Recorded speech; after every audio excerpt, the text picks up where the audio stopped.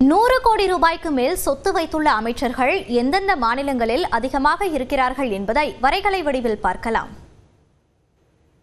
2020-2025 இடைப்பட்ட காலத்தில் 100 கோடி ரூபாய்க்கு அதிகமான சொத்து வைத்திருக்கக்கூடிய அமைச்சர்கள் குறித்த தரவு தற்போது வெளிவந்திருக்கு. எந்தெந்த மாநிலத்தில் அதிக அளவுக்கு கோடீஸ்வரர்கள் இருக்காங்க அப்படின்றத பார்க்கலாம். அந்த வகையில் மத்திய அமைச்சரவையில் கிட்டத்தட்ட 6 பேர் 100 கோடி ரூபாய்க்கு அதிகமான அளவுக்கு சொத்து வச்சிருக்காங்க. ஒட்டுமொத்த மத்திய அமைச்சர்களும் இவருடைய பங்கு அப்படின்னு பார்த்தா 8% பேர்.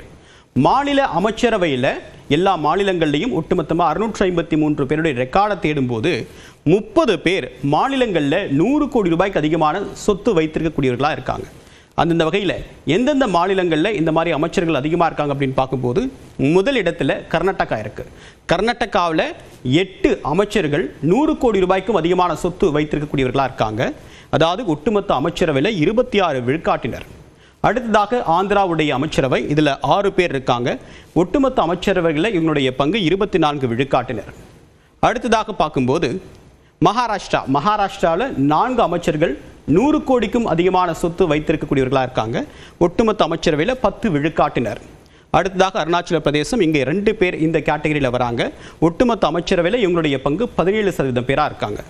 அடுத்ததாக பார்க்கும்போது தெலுங்கானாவில் 2 பேர், டெல்லியில் 2 அமைச்சர்கள் 100 கோடி ரூபாய்க்கு அதிகமான சொத்து வைத்திருக்கக்கூடியவர்களாக இருக்காங்க.